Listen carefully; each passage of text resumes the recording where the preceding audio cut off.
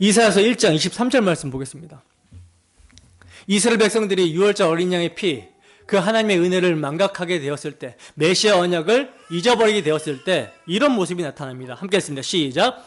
내 고관들은 패역하여 도둑과 짝하며 다 뇌물을 사랑하며 예물을 구하며 고아를 위하여 신원하지 아니하며 과부의 송사를 수리하지 아니하는도다. 아멘. 보세요. 지금 메시아 언약을 잃어버리고 어린 양의 피를 믿는 믿음을 망각해버리고 이러한 이스라엘 백성들의 모습이 어떻게 나타납니까? 고관들은 패역하여 도둑과 짝한다라고 그러죠. 그래서 다 뇌물을 사랑하고 고아와 과부를 긍휼히 여기지 않고 멸시하는 이런 모습을 보이고 있는 거예요. 그들이 애굽에서 고아였고 이들이 애굽에서 과부였는데 그들을 하나님의 희생, 어린 양의 피로 구원하여 내서 긍휼을 베푸시고 사랑을 베풀었는데 이것을 망각해버리니 그들 안에 있는 고아와 과부를 긍휼히 여기지 않고 압제하는 것입니다. 호세아서 4장 1절에서 2절 말씀입니다. 함께 읽습니다. 시작. 이스라엘 자손들아 여호와의 말씀을 들으라. 여호와께서 이 땅 주민과 논쟁하시나니 이 땅에는 진실도 없고 인애도 없고 하나님을 아는 지식도 없고 오직 저주와 속임과 살인과 도둑질과 가늠뿐이요 포악하여 피가 피를 뒤이음이라. 보시면 메시아 언약을 잃어버리니 그들이 어디서 어떻게 구원을 받게 되었는지 은혜를 망각해버리게 되니 하나님의 백성들이 뭐가 없어요? 하나님을 아는 지식이 없고 진실도 없고 인자와 사랑, 인애도 없고 뭐만 있어요? 그 마음에 오직 저주와 속임과 살인과 도둑질과 가늠뿐이며 살육의 피가 뒤를 잇는다라고 말씀합니다. 그러면 이들이 다시 회복할 수 있는 솔루션이 뭐예요? 호세아 선지자는요, 이들이 다시 회복될 수 있는, 돌이킬 수 있는 솔루션을 제공하는데 그게 뭐냐? 여호와께로 돌아가자. 다시 언약으로, 다시 복음으로 돌아가자. 우리가 여호와를 알자. 힘써 여호와를 알자. 자, 그렇다면 여러분 지금 에베소 성도들 중에 도둑질하는 자가 있다라는 것은 지금 무엇을 잃어버린 거예요? 그들의 옛사람을 죽이고 새 사람으로 살리신 은혜의 복음, 십자가 대속의 피를 잊어버린 것이죠. 그 복음의 은혜를 망각하고 잊어버리니 이방인의 허망한 마음으로 행하던 옛사람의 습관이 뭘로? 도둑질로 나타나더라는 것입니다. 여러분, 성도가 자기 아들을 십자가에 내어주시기까지 나 같은 죄인을 사랑하신다라는 복음의 말씀을 놓치고 잊어버리게 되면 나의 어떤 형편과 상황에서도 아들을 내어주시기까지 사랑하신 하나님이 나를 책임져 주실 것이라는 하나님의 주권과 섭리를 불신하게 됩니다. 그래서 하나님의 주권과 섭리를 불신하게 되니 내가 내 밥그릇을 챙겨야 되겠다. 내가 내 인생을 책임져야 되겠다라고 하는 행동이 나오게 되는데 그것이 도둑질이라는 거예요. 그러므로 복음의 은혜를 망각하고 그래서 하나님의 주권과 선하심과 섭리를 믿지 않게 되면 나아가 능력도 없고 게으르면서 자기만을 위하게 되면 반드시 도둑질이나 어떤 악한 행동으로 나아가게 됩니다. 그러니까 복음을 망각하고 능력도 없고 게으르며 자기를 위하는 자는요, 남의 것을 탐하면서 도덕과 윤리와 법 테두리 안에서 자기를 위해 타인의 권리를 훼손하면서 불의하게 살아가게 되는 거예요. 이게 도둑질로 생존을 이어가는 모습인데 에베소 교회 성도들 중에 이러한 자가 있었다라는 거죠. 그러나 사도는 이러한 자들을 향해서 뭐라고 말씀합니까? 다 사도의 권면은 여기에 걸리는 거예요.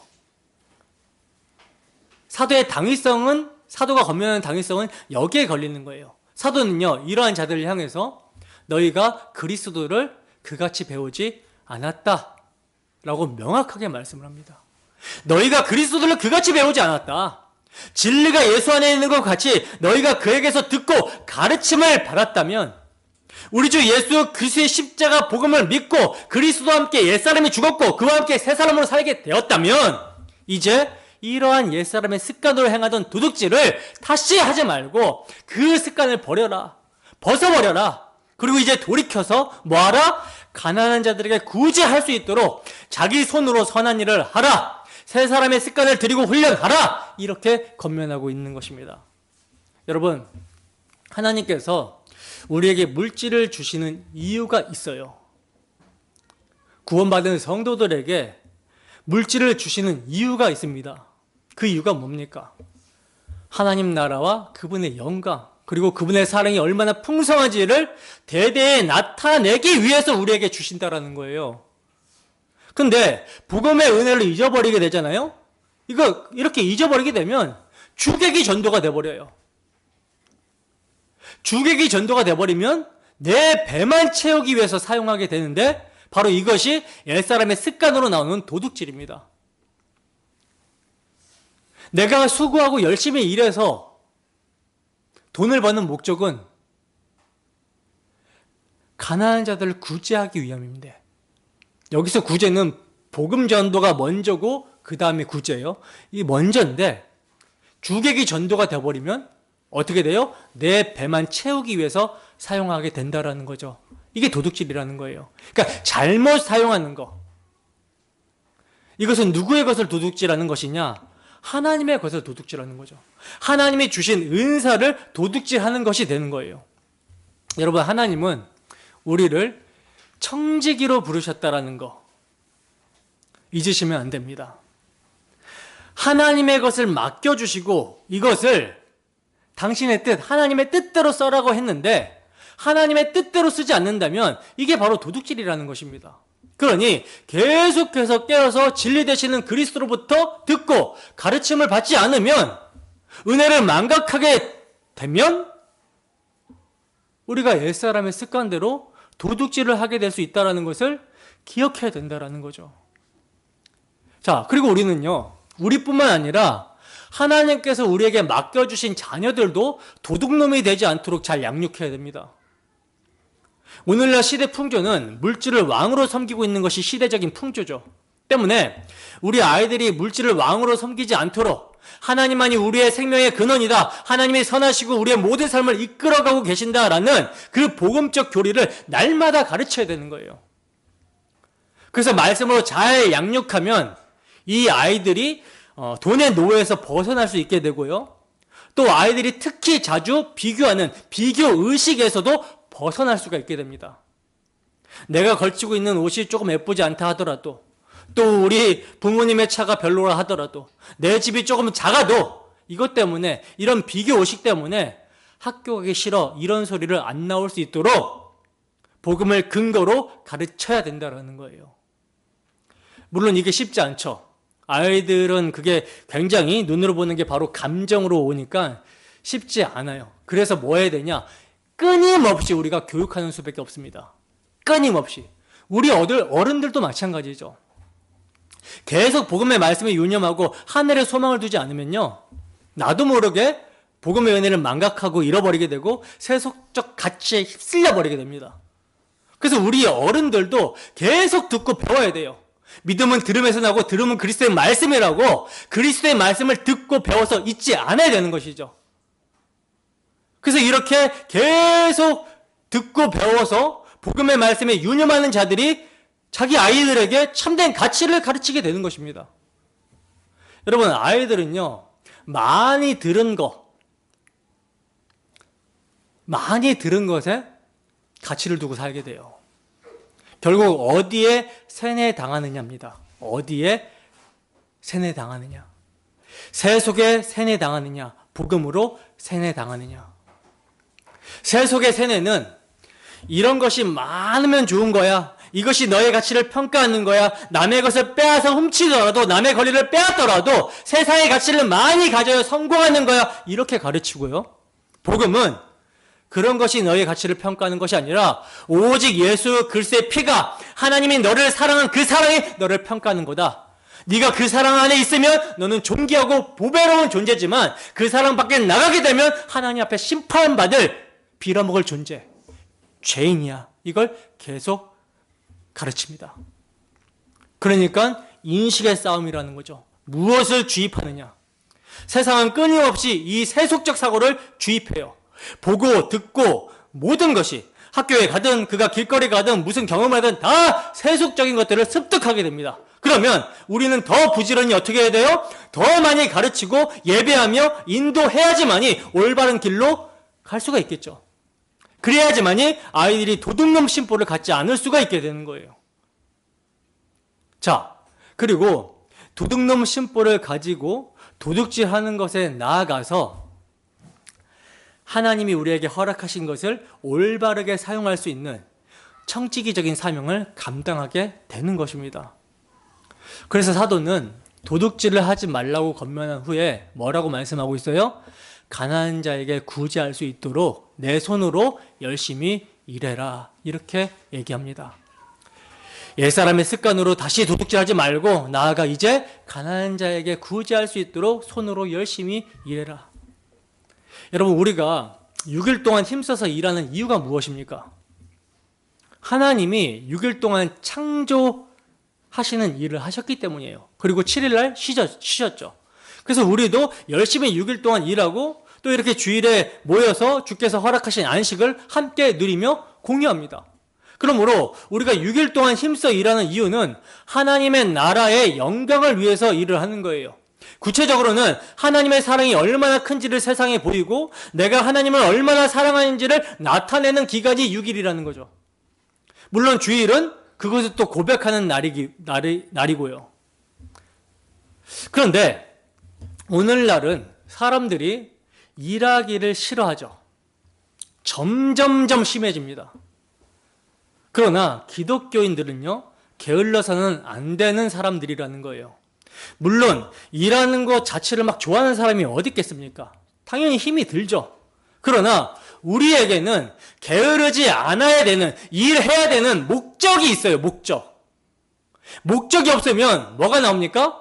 이 목적을 상실하고 잊어버리면 뭐가 나오냐면 불평, 원망이 나오게 됩니다. 그런데 일하는 목적이 있으면 그 목적이 굉장히 동기부여가 되는 그런 목적이라면 열심히 일을 하게 되죠. 게을릴 수가 없어요. 그리고 오히려 일할 수 있음에 감사하게 됩니다. 그럼 그 목적이 뭐냐? 하나님의 영광이라는 거예요. 여러분, 우리는 하나님의 영광, 그분이 내 생명보다도 귀해요.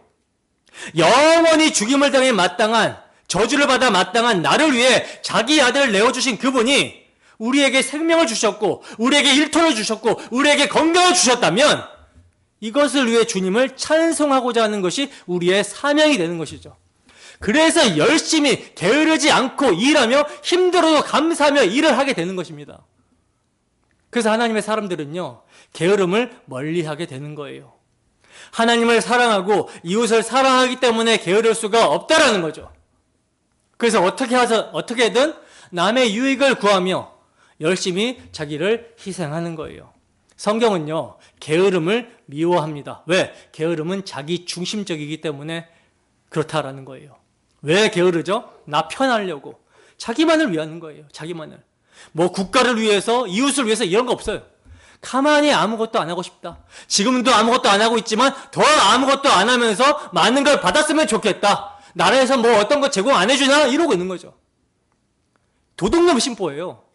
성경은 이런 게으름을 미워하고 이것이 자기 중심적에서 나오는 것이기 때문에 악이다라고 가르치고 있습니다.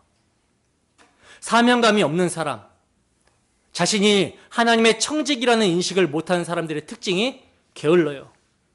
여러분, 우리가 하나 섬기는 하나님, 우리 아버지 하나님은 열심으로 일하시는 분입니다. 우리의 구원을 위해서, 이 세상을 하나님 나라로 만들어내시기 위해서, 당신이 약속하신 것을 이루어내시기 위해서 지금도 일하고 계시는 분이에요. 밤낮 졸지도 주무시지도 않으시면서 일하고 계시는 분입니다. 그러한 아버지의 성품을 받은 하나님의 자녀라면, 우리가 하나님의 자녀라면 당연히 게으름을 멀리 하게 되는 것이죠. 물론 우리에게는 옛사람의 습관이 남아있어서 게으름이 막 치고 올라올 때가 있어요. 하지만 사명을 생각하면서 다시 일어나야 되는 것입니다. 이게 여러분 성도의 모습입니다. 열심으로 주님과 이웃을 섬겨야 돼요. 열심히 일해서 다른 사람에게 짐을 지우지 않도록 해야 됩니다. 짐을 지우지 않는 것은 물론이고 그들을 유익하게 되도록 열심을 다해 자신을 헌신하는 것이 성도의 건강한 모습이라는 거예요. 우리가 서로 왜 이렇게 열심히 자기 손으로 수고하여 가난한 자들을 구제하며 섬겨야 되는가? 그 동기가 무엇인가? 복음이라는 거죠. 고린도후서 8장 9절입니다. 함께 했습니다. 시작. 우리 주 예수 그리스도의 은혜를 너희가 알거니와 부유하신 이로써 너희를 위하여 가난하게 되심은 그의 가난함으로 말미암아 너희를 부유하게 하려 하심이라. 아멘. 여러분, 지금 이 말씀이, 사도 바울이 하고 있는 이 말씀이 성도를 섬기기 위한 연보하는 것에 참여할 것을 사도가 독려하면서 하신 말씀인데, 중요한 것은요, 성도가 연보하는 동기를 지금 사도가 뭐라고 말씀하고 있냐면 그 연보가 바로 예수 그리스도시기 때문이다 라고 말씀을 하고 있어요. 그러니까 부유하신 분이 우리를 위하여 가난하게 되셨다. 하나님이신 예수가 하늘 보좌를 버리시고 죄인의 자리까지 오신 것이, 그리고 우리를 위하여 십자가에서 대속의 피를 흘리시기까지 가난하게 되신 것이, 자기를 비우신 것이 자기 백성을 부유하게 하기 위해서였다. 이게 연보라는 거죠. 바로 이런 연보를 받은 자들은 또한 형제를 위하여 섬김의 희생, 연보를 하게 된다는 것입니다. 성도의 연보가, 성도의 섬김이 예수 그리스도의 연보되심을 증거한다라는 거예요. 그래서 예수 그리스도의 희생의 섬김을 받은 자들은 이제 새 사람으로서 열심히 일해서 자기 손으로 수고하여 구제하며 섬김을 통해 그리스도를 증거하고 그리스도 예수의 덕을 선전하게 되는 것입니다. 이게 다시는 도둑질하지 말아야 되는 것뿐만 아니라 돌이켜 가난한 자에게 구제할 수 있도록 자기 손으로 선한 일을 하게 되는 동기라는 거예요. 당위성이라는 것입니다. 자, 계속해서 본문 29절입니다. 함께 했습니다. 시작. 무릇 더러운 말은 너희 입 밖에도 내지 말고 오직 덕을 세우는 데 소용되는 대로 선한 말을 하여 듣는 자들에게 은혜를 끼치게 하라. 아멘. 자, 계속해서 사도는 옛사람의 습관으로 버려야 될 것에 대해서는 무릇 더러운 말은 너희 입 밖에도 내지 말라. 이렇게 말씀을 하고 있어요. 여기서 무릇이라는 말은 헬라어 파스라는 말인데 모든이라는 말이거든요. 모든. 그러니까 모든 더러운 말은 너희 입 밖에도 내지 말라. 자, 그리고 나아가 새 사람의 습관으로 훈련해야 되는 것으로 뭐라고 말씀하고 있느냐? 오직 덕을 세우는 데 필요한 선한 말을 해서 듣는 자들에게 뭘 끼치라? 은혜를 끼치게 하라. 이렇게 말씀을 하고 있어요. 여러분, 사도가 지금 권면하고 있는 내용들은요, 모두가 이웃들과의 관계라는 점을 우리가 유념해야 됩니다. 이것은요, 옛사람의 습관을 버리고 새로운 삶으로 사는 것이 자기 중심적인 삶이 아니라 이웃의 유익을 구하는, 이웃을 먼저 생각하는 배려의 삶이라는 거예요. 십자가 앞에서 자기를 세우고 자기를 부인하는 삶이라는 것입니다. 십자가 앞에서 자기를 부인하는 것은 억지로 하기 싫은데 하는 그런 삶이 아니라 십자가 앞에서 나 같은 죄인을 사랑하신 주님의 사랑을 힘입어 그 사랑으로 사랑하는 삶, 이게 자기 부인이에요. 그래서 보면요, 분명히 우리가 살펴본 28절에서는 자기 손으로 수고하여 선한 일을 하라고 했는데 29절에서는 말을 하라 이렇게 말씀합니다. 즉 손과 말이 이웃 사랑과 관련이 되어 있다라는 거예요. 일은 손으로 합니다. 말은 입으로 해요. 이것은 우리 모든 성도들이 그리스도의 입을 대변하며 그리스도의 손을 대변하는 사람들이라는 뜻이에요. 그래서 우리가 어떤 일을 하는 모습을 통해서, 우리가 말하는 것을 통해서 그리스도가 어떤 분인지를 세상에 나타내게 된다, 보여주는 것이 된다라는 것입니다. 특히 여러분, 말에는요 권세가 있어요. 권세. 말이 상대방에게 전해질 때 감정적으로나 정서적으로나 영향을 아주 깊이 끼칩니다. 그래서 뭐 댓글이나 어떤 말로 인해서 사람들이 상처를 받고 목숨을 끊는 일도 있잖아요. 그죠? 또 말로 인해서 살아갈 동력을 얻기도 해요. 위로를 받고 힘을 얻어서 살게 되는 경우도 있습니다. 그러니까 어떤 말을 하느냐가 굉장히 중요해요. 잠언의 지혜자는요, 죽고 사는 것이 혀의 권세에 달렸다, 이렇게 말씀을 합니다. 죽느냐 사느냐가 무슨 말을 듣느냐에 달렸다라는 거죠. 이 죽고 사는 말이 여러분 무슨 말이겠습니까? 복음이에요. 영원한 생명에 관한 복음입니다. 그래서 우리는 복음을 근거로 말을 해야 돼요. 내 말을 듣고 나 보내신 이를 믿느냐는 영생이 있고라고 주님께서 말씀하셨죠. 우리는 예수 그리스도의 말, 예수 그리스도의 복음을 전하는 자들입니다. 그리고 이 말을 근거로 사고하고 말하는 자들이에요. 이게 죽고 사는 말입니다. 얼마나 중요합니까? 그래서 바울 사도도 첫 겉면부터 거짓을 버리고 각각 이웃에게 참된 것을 말하라. 참된 것을 말하라. 그리고 이게 너무나도 중요하니까 또다시 29절에서 더러운 말은, 모든 더러운 말은 입 밖에도 내지 말고, 여기서 더러운 말이 썩는 말이거든요. 세상에 썩어질 말. 더러운 말은 입 밖에도 내지 말고 덕을 세우는 대로, 소용이 되는 대로 선한 말을 해라. 이렇게 권면하고 있는 것입니다. 그래서 듣는 자들에게 뭘 끼치라? 은혜를 끼치게 하라, 은혜를. 이처럼 여러분, 말은 하나님께서 주신 귀한 선물이고 권세가 있어요. 그래서 이 권세 있는 말을 잘 사용하면 은혜를 끼치게 되는 건데, 그러나 잘못 사용하게 되면 악영향을 끼치게 되겠죠. 선한 말은요, 하나님께서 사용하셔서 나와 이웃에게 유익이 됩니다. 나 자신도 선한 말을 계속하게 되면, 복음을 말하고 복음에 근거한 사고를 하고 그 복음적인 말을 하게 되면 내 마음에 양약이 돼요. 근데 악한 말은 누가 사용할까요? 당연히 마귀가 사용하겠죠. 마귀가 사용하면 나도 병들고요, 내 말을 듣는 사람도 병들게 됩니다. 그래서 사도 바울은 무릇 즉 모든 더러운 말은 너희 입 밖에도 내지 말라, 이렇게 말씀하고 있는 거예요. 그러면 더러운 말이 뭔지를 알아야 되는데, 우리가 그냥 딱 들었을 때 더러운 말들이란 뭐 비방, 욕설 같은 거죠. 그리고 두 번째는 험담. 험담하는 거, 중상모략 있죠. 중상이라는 것은 근거 없는 말로 남을 헐뜯어서 사람에게, 특히 인격이나 지위를 손상시키는 거, 이게 중상이고요. 모략은 사실을 왜곡하거나 속임수를 써서 상대방에게 해를 끼치는 거, 거짓으로 사람을 힘들게 만드는 거, 이게 바로 중상모략입니다. 이것도 더러운 말이라는 거예요. 그리고 세 번째로 더 좀 넓게 보면 세속적인 말이 더러운 말이에요.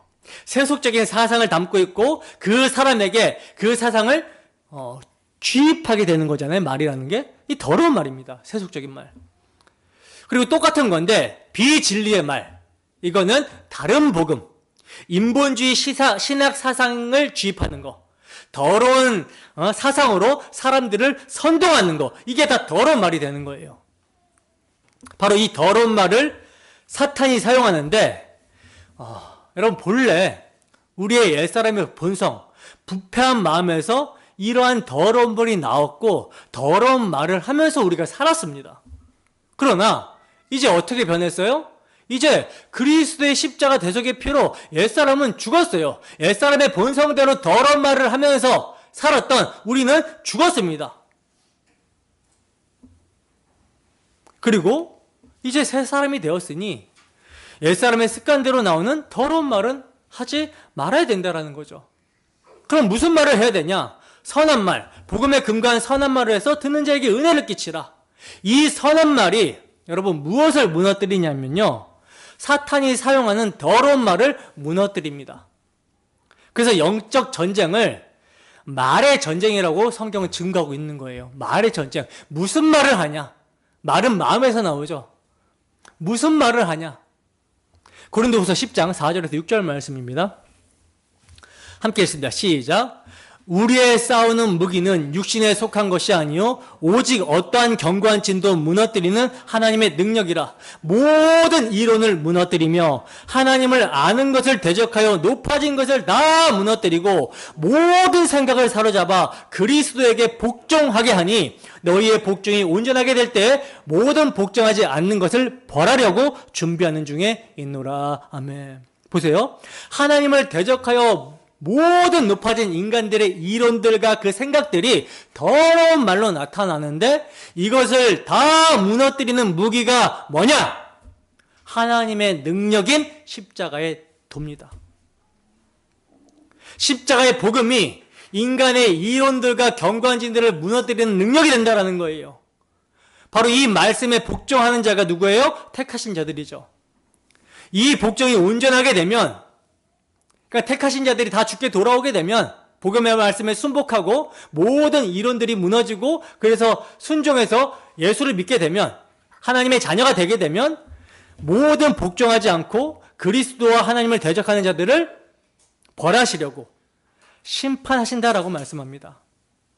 그러므로 예수 그리스도의 십자가의 다 이루심을 쓸데없이 만드는 것들이 더러운 말들인 거예요. 그래서 이런 말들은 입 밖에도 내지 말고 오직 덕을 세우는 데 소용되는 선한 말을 하여 듣는 자들에게 은혜를 끼치라고 하는 것입니다. 여기서 덕을 세운다라는 말이 뭐냐면 집을 세우고 성전을 세운다라는 말이거든요. 그러니까 단지 뭐 덕담을 하는 그런 덕스러운 말이 아니라 예수 그리스도의 몸을 세우는 일에 소용 있는 선한 말을 하라는 거예요. 그렇다면 성도가 그리스도의 몸을 세우기 위한 마땅히 해야 될 덕이 되는 말이 무엇일까요? 골로새서 4장 3절에서 4절 말씀 함께 읽습니다. 시작. 또한 우리를 위하여 기도하되 하나님이 전도할 문을 우리에게 열어주사 그리스도의 비밀을 말하게 하시기를 구하라. 내가 이 일 때문에 매임을 당하였노라. 그리하면 내가 마땅히 할 말로써 이 비밀을 나타내리라. 아멘. 자, 성도가 마땅히 해야 될 말, 선한 말이 뭡니까? 그리스도의 비밀입니다. 따라서 내가 입을 열어서 그리스도의 비밀을 많이 말하고 있는지 더러운 말을 많이 하고 있는지 점검해 봐야 되는 거예요. 그리스도의 비밀을 개인적으로도 말할 수 있는데 이것을 우리는 찬송이라고 하고 기도라고도 합니다. 근데 이것이 밖으로 나갈 때는 전도라고 하는 거예요. 그리고 성도가 그리스도의 비밀인 복음을 근거로 해서 서로 얘기할 때는, 나눔을 가질 때는 이것을 뭐라고 하느냐? 교제라고 합니다. 그리스도 안에서 사랑의 교제. 시편 145편 11절 말씀입니다. 함께 읽습니다. 시작. 그들이 주의 나라의 영광을 말하며 주의 업적을 일러서 주의 업적과 주의 나라의 위엄 있는 영광을 인생들에게 알게 하리이다. 아멘. 이게 지금 똑같은 거거든요. 그리스도의 비밀을 조금 더 풀어내면 주의 나라의 영광, 주님의 나라가 얼마나 영광스러운지 세속 나라랑 비교조차 안 된다. 하나님의 나라를 묵상하고 그 나라에 대해서 소망을 심어주는 그런 얘기를 하는 거죠. 장차 우리에게 임할 영광은 좋게 비교할 수 없도다. 사도 바울이 그러죠. 그리고 주님의 업적 무엇입니까? 자기 아들을 내어주시면서까지 우리를 죄악된 세상에서 우리의 죄악 가운데서 건지신 그분의 업적을 말해라. 십자가 대속의 피를 말해라. 이게 성도가 할 말이라는 거예요. 이사야 선지자도 이렇게 말씀합니다. 이사야서 63장 7절 말씀 함께 했습니다. 시작. 내가 여호와께서 우리에게 베푸신 모든 자비와 그의 찬송을 말하며 그의 사랑을 따라 그의 많은 자비를 따라 이스라엘 집에 베푸신 큰 은총을 말하리라. 아멘. 우리에게 베푸신 모든 자비와 그 찬송하리로다 라고 하잖아요. 삼위 하나님께서 행해 주신 그 놀라운 은혜, 아버지가 구원을 계획하시고 아들은 그 구원을 이루시기 위해서 희생의 피를 흘리시고 성령께서는 이것을 당신의 백성들에게 적용하셔서 믿게 하시고 이것을 우리는 찬송하는 거예요. 그 사랑을 따라 하나님의 아들의 희생의 피 십자가 사랑을 따라 그 많은 자비를 따라 우리에게 베푸신 은총을 말해야 되는 것입니다. 자, 그러면 이제 성도 서로 간의 대화를 하게 될 때 말하는 자세, 이거는 어떠해야 되는가? 이것을 조금 말씀드리겠습니다. 굉장히 중요해요. 우리가 말하는 자세. 자, 첫 번째, 주 예수의 이름으로 해야 됩니다. 주 예수의 이름으로. 우리가 교제할 때는요, 주 예수의 이름으로 교제해야 돼요. 골로새서 3장 17절 상반절만 함께 했습니다. 시작. 또 무엇을 하든지 말에나 일에나 다 주 예수의 이름으로 하고. 아멘. 보세요. 내가 하는 일, 내가 하는 말, 여기에 주님의 이름, 주님의 명예가 걸려있다라는 것을 인식하면서 하라는 것입니다. 그리고 주님을 의지하면서 말을 하라는 거예요. 둘 다 주님을 위해서, 주님의 의해서가 돼야 되는 것입니다. 이렇게 말을 하게 되면 얼마나 신중하게 될까요? 그죠? 내가 자칫 잘못 말하면 주님의 이름을 모독할 수 있고 그 이름을 망령되게 할 수가 있기 때문에 아주 조심하게 되는 거죠. 그래서 두 번째가 뭐냐? 신중입니다. 신중. 첫 번째는 주 예수의 이름으로, 두 번째는 그러하기 때문에 신중해야 된다. 잠언 15장 28절입니다. 함께 했습니다. 시작. 의인의 마음은 대답할 말을 깊이 생각하여도 악인의 입은 악을 쏟느니라. 아멘. 의인의 마음은요, 대답할 말을 깊이 생각해요. 그러니까 신중함이 배어 있습니다. 그러나 악인들은 그냥 마구마구 쏟아낸다라고 그러죠. 그냥 막 쏟아내니 생각이라는 게 없어요. 필터 장치가 없습니다. 신중함이 없어요. 그냥 막 쏟아내는 거죠. 왜일까요? 다른 사람에 대한 관심이 없으니까, 사랑하지 않으니까 막 쏟아내는 거예요. 그러나 의인은 신중합니다. 대답한 말을 깊이 생각해서 덕을 세우는 말을 하는 거예요. 잠언 17장 27절에 보면 말을 아끼는 자는 지식이 있고 라고 말씀하고 있거든요. 말을 아끼는 자는 지식이 있고. 그럼 말을 아끼지 않는 사람은 뭐가 없는 거예요? 지식이 없는 거죠. 그럼 이 지식이 여러분 무슨 지식입니까? 하나님의 사랑을 아는 지식이에요. 이 생명의 지식이 없으면 막말하게 되는 것입니다. 물론 우리가 실수할 수 있어요. 그러나 실수를 줄이기 위해서 신중해야 된다라는 얘기를 하고 있는 것이고, 신중하기 위해서는 주 예수의 이름으로 해야 된다, 말을 해야 된다, 이걸 기억해야 된다라는 것입니다. 여러분, 지금 내 입과 내 손이 그리스도의 입과 그리스도의 손을 대변한다라고 말씀을 드렸습니다. 그러니 신중할 수밖에 없죠. 언제나 복음의 말씀을 기억하고 자신을 십자가 앞에 세우고 은혜를 끼치는 말을 해야 되는 거예요. 그래서 여러분, 유머와 농담도 남의 인격에 손상을 주게 되면 이건요, 더러운 말에 해당되게 됩니다. 유머와 농담이 사람들의 긴장을 풀어주고 웃게 하려는 말인데, 때와 상황에 맞지 않게 또는 과격하고 지나치게 표현되면 남의 인격에 해를 입히는 경우도 많이 발생하게 된다라는 거예요. 그래서 그런 경우 본래 의도와는 정반대 효과를 내게 되는데, 그러면 결국 더러운 말이 된다라는 거죠. 그러므로 신중해야 되는 것입니다. 성도의 혀와 말은 주 예수 그리스도의 이름과 그 은혜의 영광, 십자가의 도를 나타내기 위한 도구입니다. 그래서 듣는 자들에게 은혜를 끼치게 하라, 이렇게 말씀하고 있는 거예요. 은혜에 대해 감격하며 찬송하는 입술, 그 은혜의 내용을 전해주는 입술이 성도의 입술입니다. 이는 상한 심령을 치유하기 위하여 성령께서 사용하시는 도구예요. 그래서 성경은 의인의 입은 생명의 샘이라고 말씀합니다. 그럼 생각해 보세요. 여러분, 우리의 입이 뭐다? 상한 심령을 살리는 생명의 샘이라고 얘기하고 있는데, 여러분, 우리가 어떻게 의인이 되었죠? 우리는 죄인 중에 개수인데 어떻게 의인이 되었습니까?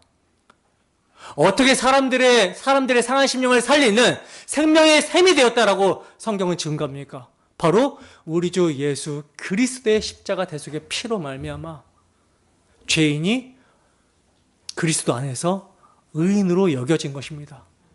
그래서 우리는 입술을 벌려서 우리 주 예수 그리스도의 복음을 전함으로 상한 심령을 살리게 되는 거예요. 여러분, 성령께서 건면하시는, 사도의 말씀을 통해서 건면하시는 이 건면을 듣습니까? 이 건면이 들리십니까? 복음의 말씀으로 의와 바르게 함으로 교육받고 있습니까? 말씀을 통한 주 성령의 역사가 우리 모두에게 충만하여 한 주도 옛사람의 습관을 버리고 새 사람의 삶을 계속 살며 성령이 하나 되게 하신 교회를 힘써 지키는 우리 모두가 되기를 주님의 이름으로 축원합니다. 기도하겠습니다.